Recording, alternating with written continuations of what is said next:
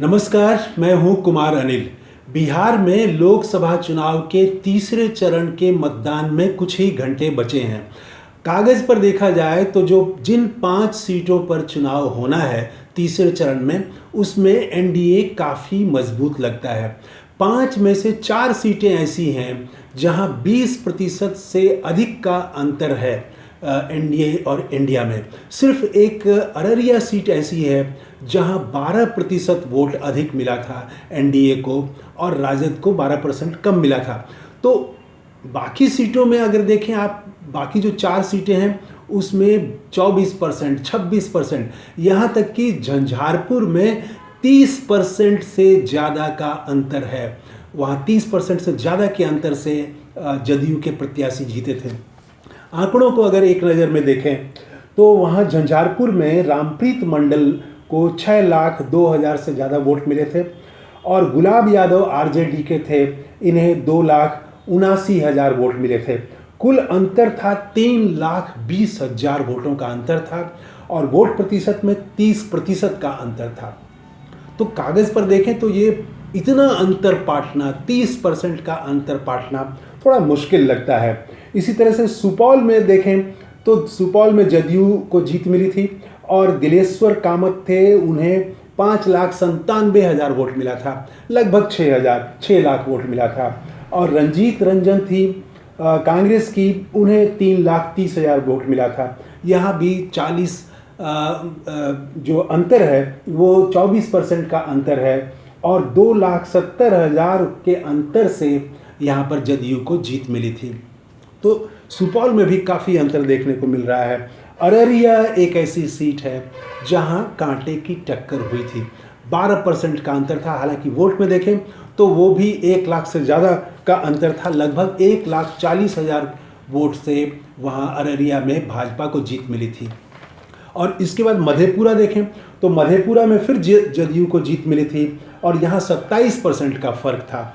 जहाँ जदयू के दिनेश चंद्र यादव को 6,24,000 वोट मिले थे, वहीं शरद यादव को 3,22,000 वोट मिले थे। यहाँ तक पप्पू यादव को 97,000 वोट मिले थे, 8.5% से ज़्यादा, लगभग 9% वोट मिले थे। अगर इनके वोट को भी जोड़ दिया जाए तो शरद यादव को 29% था, 8.8% था पप्पू यादव को। अगर ये दोनों जोड़ भी दिया जाए तो तब भी जो है वो 20% का अंतर, 19% का अंतर रह जाता है। पिछली बार जो है 3 लाख से ज़्यादा वोट से जदयू को यहाँ जीत मिली थी। तो ये सब 3 लाख, 2,70,000 का अंतर दिखाई पड़ रहा है। खगड़िया में भी 26% का फ़र्क था। खगड़िया में एनडीए को जीत मिली थी, एलजेपी के प्रत्याशी थे वहाँ पर और इस बार भी एलजेपी के हैं, चौधरी महबूब नहीं हैं, इस बार एक दूसरे कैंडिडेट हैं। तो यहाँ पर मिला था 5,10,000 चौधरी महबूब को और मुकेश सहनी खड़े थे वीआईपी के, उनको 2,61,000 वोट मिला था। यहाँ पर 26% का फ़र्क था और 2.5 लाख वोट के अंतर से यहाँ पर एनडीए को, एलजेपी को जीत मिली थी। तो ऊपर से आंकड़ों के हिसाब से अगर आप देखें तो एनडीए इन 5 सीटों में काफ़ी मजबूत लगता है, लेकिन ज़मीन पर इस बार समीकरण कुछ बदले हुए हैं। 2-3 चीज़ें हैं। सबसे बड़ी बात तो ये है कि पिछली बार पुलवामा जैसी घटना हुई थी और राष्ट्रवाद का उभार था, हिंदुत्व उसमें मिला हुआ था। तो वो उभार इस तरह से भाजपा का कोई नहीं है, इस बार कोई नैरेटिव नहीं है भाजपा के पास, कोई राष्ट्रवाद का उस तरह से उफान नहीं है, उभार नहीं है, पहली बात। दूसरी बात, समीकरण भी, सामाजिक समीकरण भी बदले हैं प्रत्याशियों के कारण। जदयू ने तो अपने प्रत्याशी नहीं बदले हैं, भाजपा ने भी अररिया में अपना प्रत्याशी नहीं बदला है, एलजेपी ने खगड़िया में अपना प्रत्याशी बदला है और राजद ने मधेपुरा में अपना प्रत्याशी बदला है और बाकी जगह, हाँ, झंझारपुर में भी प्रत्याशी बदले हैं इंडिया गठबंधन के। तो खगड़िया में स्थिति ये हो गई है, खगड़िया जो है वो पिछड़ी जाति बहुल सीट है और वहाँ पर यादव और कुशवाहा, इन 2 जातियों की सबसे ज़्यादा संख्या है। एक नंबर पर यादव है, दूसरे नंबर पर कुशवाहा जाति है।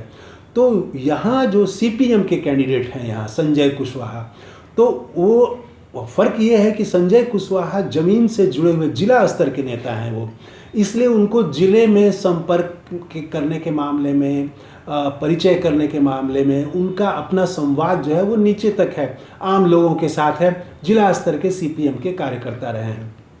वहीं एलजेपी ने जो प्रत्याशी दिया है चिराग पासवान ने, वो भागलपुर से हैं और बड़े बिजनेसमैन हैं और वो सोनार जाति के हैं। तो सामाजिक समीकरण के लिहाज से अगर आप देखें तो यहाँ पर जो इंडिया गठबंधन है वो बेहतर दिख रहा है।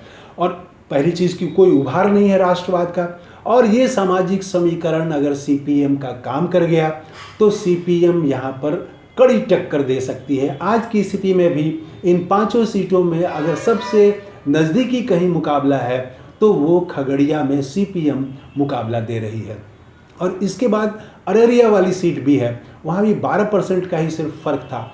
अगर वहाँ पर हिंदू पोलराइजेशन पहले जैसा हुआ तब तो वहाँ राजद के लिए मुश्किल होगी, लेकिन अगर वहाँ मोहब्बत की दुकान थोड़ी भी वहाँ चली तो धार्मिक ध्रुवीकरण थोड़ा सा कम हुआ तो अररिया भी कड़ा मुकाबला दे सकता है। मधेपुरा में वहाँ पप्पू यादव तो इस बार चुनाव नहीं लड़ रहे हैं, लेकिन उनका वोट किधर जाएगा ये बड़ा सवाल है। और राजद के साथ पप्पू यादव का संबंध तो पूर्णिया में बहुत खराब हो गया। तेजस्वी यादव ने खुल के उनके खिलाफ प्रचार किया, लेकिन पप्पू यादव की जो पूरी पॉलिटिक्स है वो पूरी पॉलिटिक्स इंडिया गठबंधन और कांग्रेस के करीब ही है। इसीलिए माना जा सकता है कि उनका पूरा वोट जो है, अधिकतम वोट उनका राजद की तरफ जाएगा। लेकिन तब भी मधेपुरा में काफ़ी अंतर है। मधेपुरा में भी हम लोगों ने देखा था 27% का अंतर है और 3 लाख वोट से वहाँ पर जदयू को जीत मिली थी। तो देखना है मधेपुरा में किस तरह से होता है। लेकिन मधेपुरा, अररिया और खगड़िया ये 3 सीटों में ऐसी हैं जहाँ पर मुकाबला हो सकता है, और खगड़िया में तो सबसे क्लोज मुकाबला हो सकता है। इस बार, पिछली बार एक और चीज़ पर ध्यान देना पड़ेगा, वो है कि मतदान प्रतिशत। इन 5 चुनाव क्षेत्रों में पिछली बार 61% से ज़्यादा वोट पड़े थे। अच्छा वोट कहा जाएगा। एक सबसे ज़्यादा वोट पड़ा था सुपौल में, वहाँ 65.72% वोट पड़ा था। उसके बाद अररिया में 64.79, यानी यहाँ भी लगभग 65%। उसके बाद मधेपुरा में 60.89, यानी लगभग 61%। उसके बाद खगड़िया 57.71 और सबसे कम झंझारपुर में 57.35%। औसत 61% से ज़्यादा वोट है। जो अब तक का ट्रेंड चल रहा है उस ट्रेंड में हर जगह वोट कम पड़ रहे हैं। अगर इन 5 सीटों में भी 5-7% अगर मतदान कम हो गया तो एनडीए के लिए ये जो 3 सीटें हैं यहाँ पर और परेशानी बढ़ सकती है। तो कुछ ही घंटे हैं, अब देखें कैसा परिणाम आता है, कैसा लोग मतदान करते हैं। तो थैंक यू, धन्यवाद, जय हिंद।